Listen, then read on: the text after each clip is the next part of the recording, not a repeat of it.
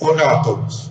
Este video está dirigido a los alumnos de Química 1 de primer semestre de la Universidad Juárez del Estado de Durango. Continuamos con tabla periódica. Este sería el video tabla periódica número 4.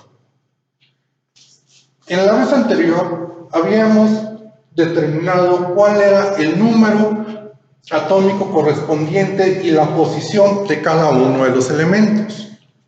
Recordar que el número atómico es el número de electrones o protones que tiene un átomo.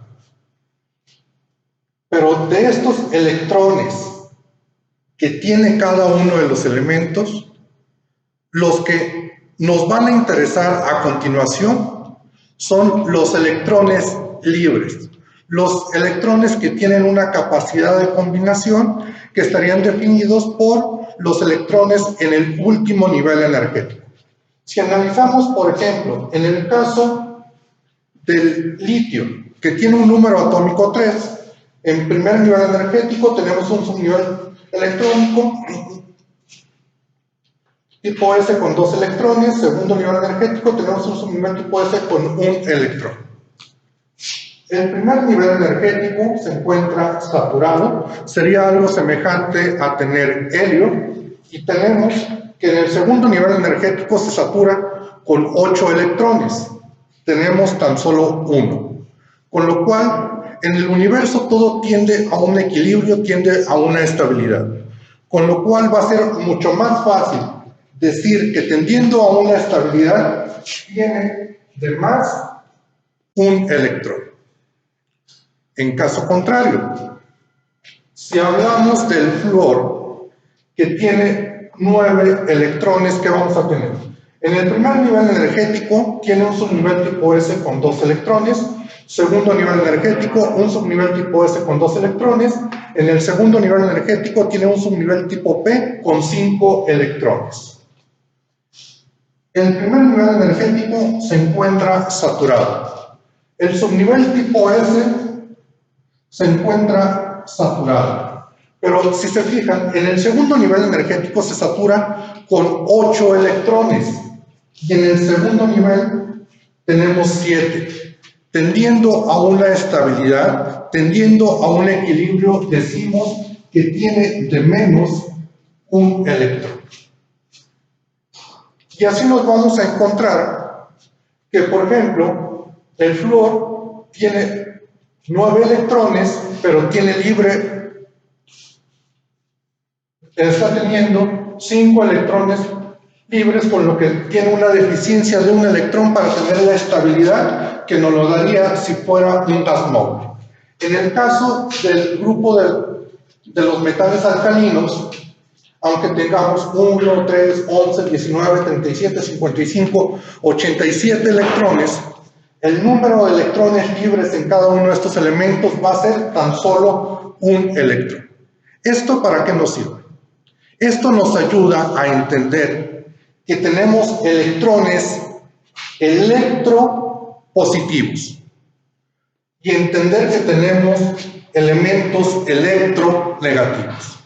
Entonces, esto nos permite definir dos grandes grupos dentro de la tabla periódica.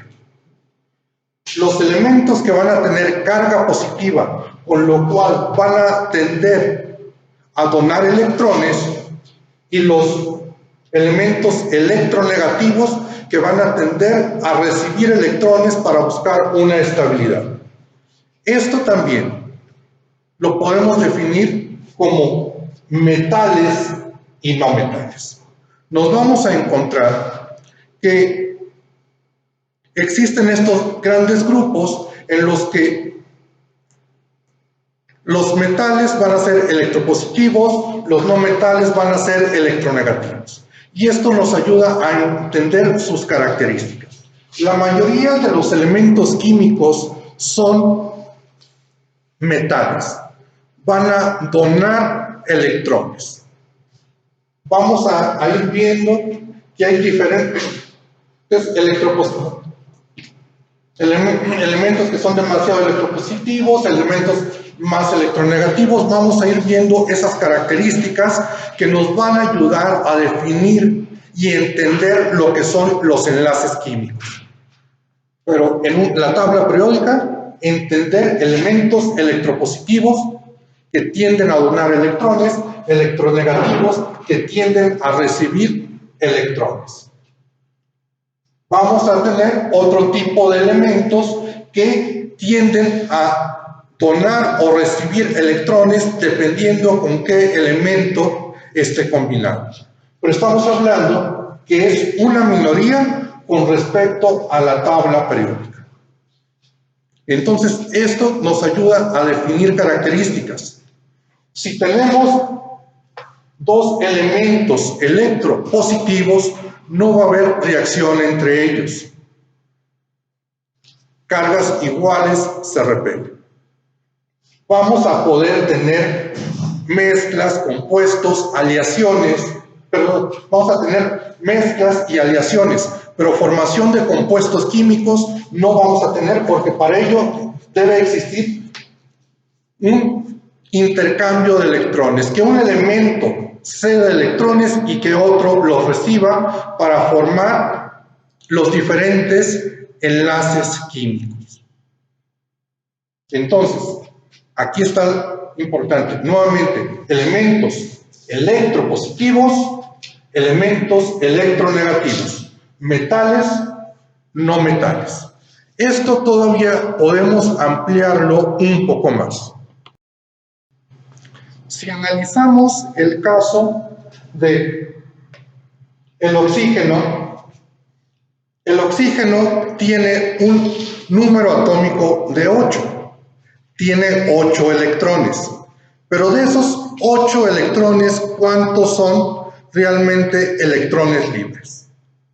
Vamos a tener, si desarrollamos la configuración electrónica, vamos a tener primer nivel energético, un subnivel tipo S con 2 electrones, segundo nivel energético, subnivel tipo S con 2 electrones, segundo nivel energético, un subnivel tipo P en posición X con 2 electrones, segundo nivel energético, un subnivel tipo P en posición Y con 1 electrón, segundo nivel energético, subnivel tipo P en posición Z con 1 electrón.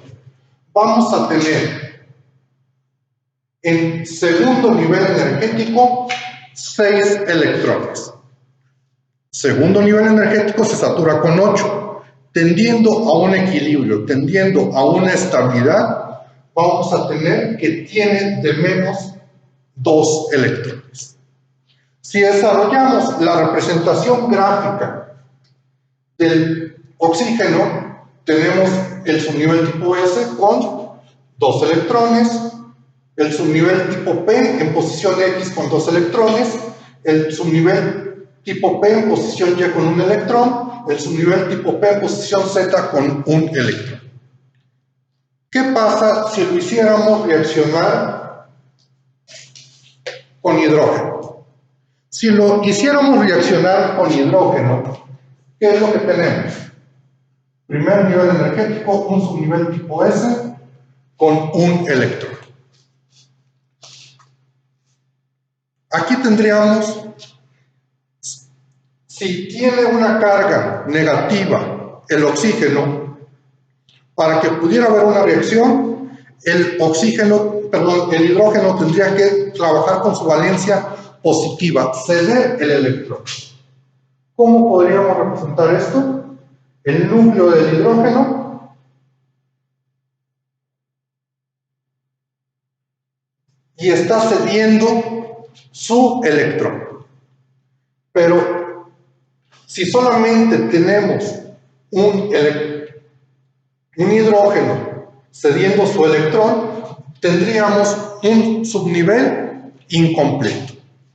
Con lo cual, para lograr una estabilidad, tendríamos el núcleo del hidrógeno y su electrón. Aquí en este caso, el hidrógeno está cediendo electrones.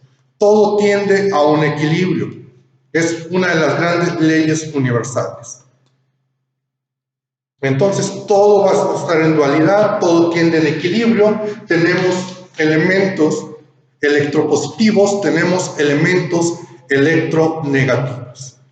Entonces aquí es donde vamos a tener esos dos grandes grupos y esto nos va sentando las bases para entender el comportamiento que tienen los compuestos al intercambiar electrones. La base de la química es precisamente el intercambio de electrones para formar compuestos.